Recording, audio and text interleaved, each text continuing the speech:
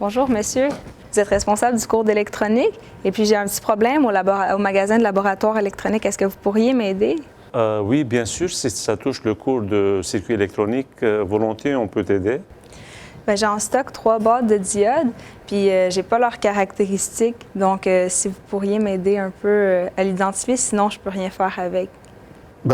Ça tombe bien, on est pleinement dans le chapitre des diodes et on va confier cette tâche à nos étudiants qui vont pouvoir t'aider à identifier ces diodes. Mais est-ce que tu as une idée sur les caractéristiques qui t'intéressent pour les identifier?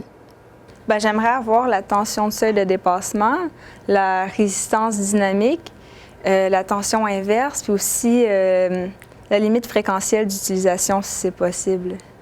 Si par exemple on te fournit la caractéristique courant, tension de la diode, est-ce que ça répond à ton besoin? Ça serait très bien. J'aimerais aussi avoir les performances fréquentielles si c'est possible. Parfait.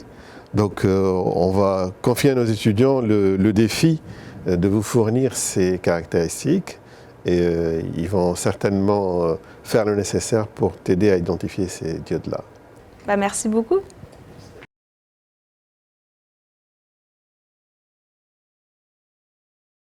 Je pense qu'il faudrait aider nos étudiants à faire ce travail et on va essayer un peu de leur donner quelques informations sur la diode. Comment tu pourrais définir facilement ou simplement une diode?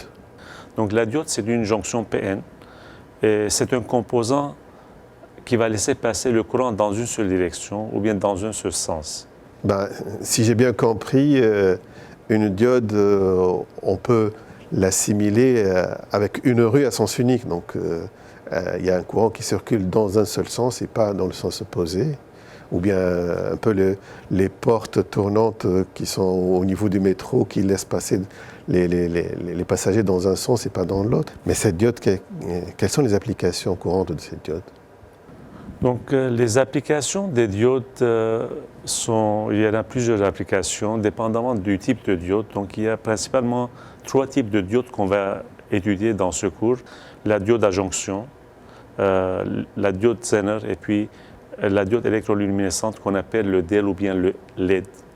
Donc, si on regarde la jonction PN comme application, on peut penser au redresseur. Donc, si on a un signal qui est alternatif, on aimerait avoir un signal qui est continu. Donc, on peut prendre comme exemple les convertisseurs AC/DC dans les applications de iPod pour pouvoir charger les iPods ou bien les iPads.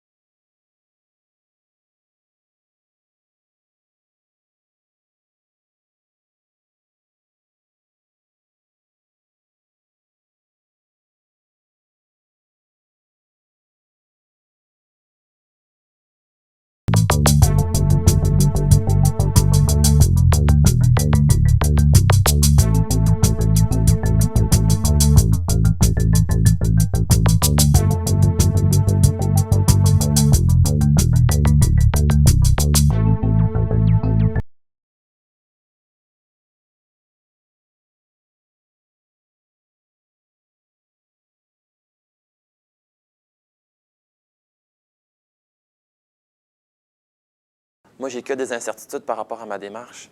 Donc, j'aurais plus tendance à attendre les bonnes réponses et remplacer mon apprentissage que j'ai fait tout seul par ce qui est donné en classe parce que j'ai zéro certitude de c'est bon ou c'est pas bon.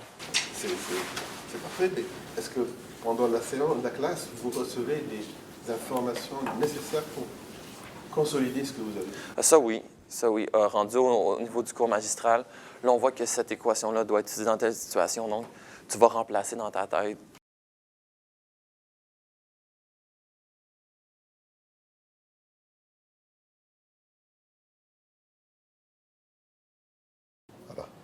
Alors, vous avez cette configuration R2 égale 100 ohms.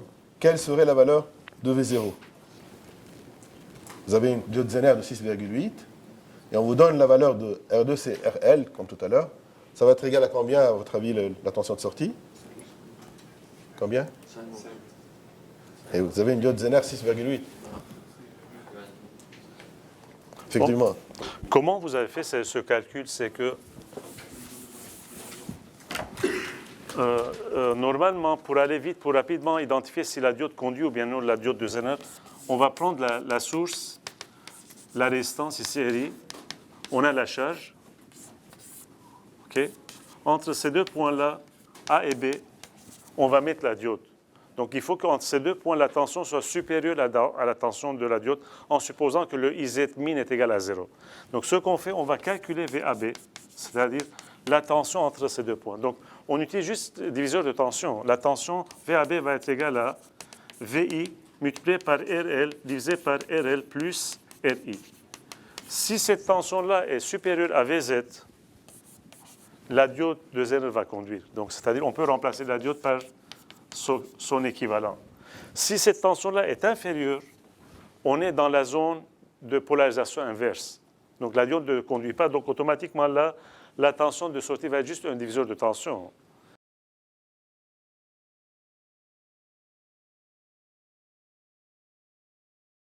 Si on calcule avec cette formule, ça va nous donner un condensateur de 30,9 microfarads. C'est le calcul numérique rigoureux. Alors, pour vous dire, sur le montage réel que j'ai fait, on a utilisé 22 microfarads.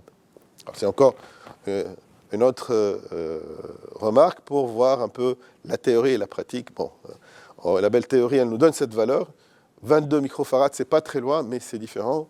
Et c'est différent, c'est pas parce que le calcul est faux, mais c'est parce que aussi le composant que l'on prend, il a une certaine précision. C'est écrit dessus 22 microfarads, mais peut-être il est plus grand, il est plus petit, et puis donc c'est la réalité de la mesure concrète.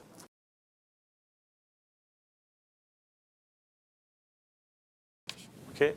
Et il y a différentes questions qu'on doit répondre. Donc, ce qu'on va faire aujourd'hui, on va prendre peut-être une dizaine de minutes pour que, on va vous laisser le temps de répondre à ces questions. Et après, moi, je vais essayer de résoudre ces questions-là et on va voir comment vous avez fait. Comment vous avez réagi avec vos solutions.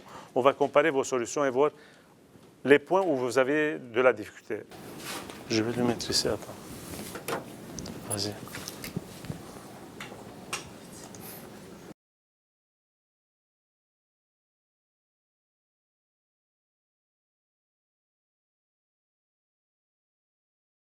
Là, il y a 37% qui ne sont pas encore d'accord. Qu'est-ce qui arrive?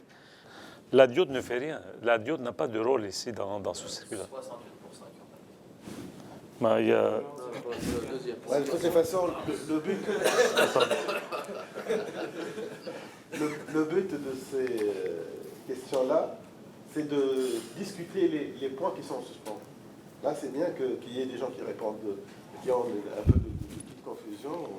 Je suis certain qu'en répondant de manière interactive, ça va se fixer de manière beaucoup plus efficace que de faire des transmissifs classiques.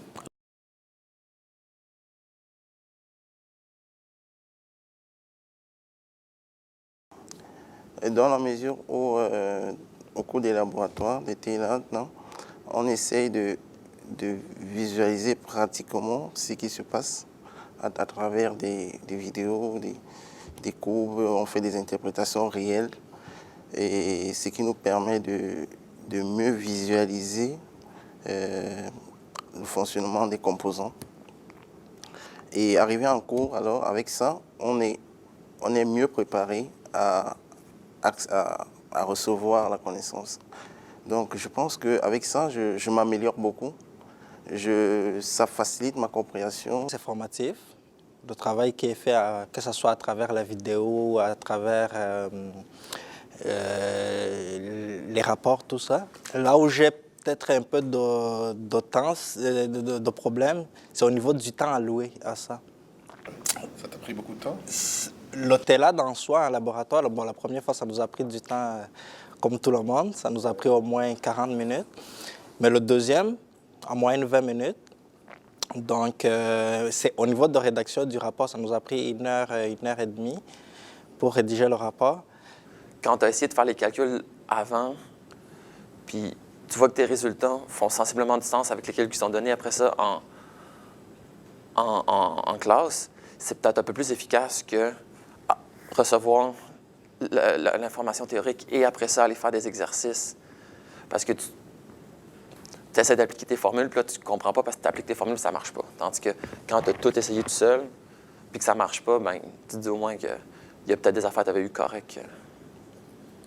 Là, une question un peu dans le vide. Est-ce que tu peux te comparer à la sortie du cours maintenant par rapport à la sortie d'un cours classique? Est-ce que tu as plus d'informations qui sont entrées ou non?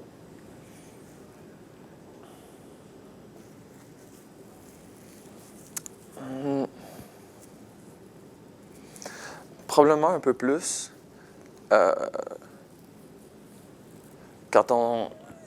Au premier TELAD, ça n'avait pas été fait comme ça, mais au deuxième TELAD, il y avait une révision complète qui avait été faite du TELAD. Puis de voir que les résultats que j'avais eus étaient sensiblement sensiblement bons, ça a plus tendance à ancrer effectivement le savoir parce que c'est quelque chose que tu as déjà travaillé, c'est quelque chose qui est déjà là. Donc, en voyant le résultat, tu es comme « Ah, ça, j'ai fait ça comme faut, on garde ». La séance de questions interactives aussi, moi, je trouve qu'il y a une bonne rétention parce que c'est imagé, on peut poser des questions aussi par rapport à « Ah, OK, ça, je comprends pas, ça, je comprends pas ». Ça va aussi, ça nous fait voir qu'est-ce qu'on comprend, qu'est-ce qu'on comprend pas plus rapidement qu'arriver à des exercices et faire « Ah, j'ai pas compris ce bout-là, finalement ».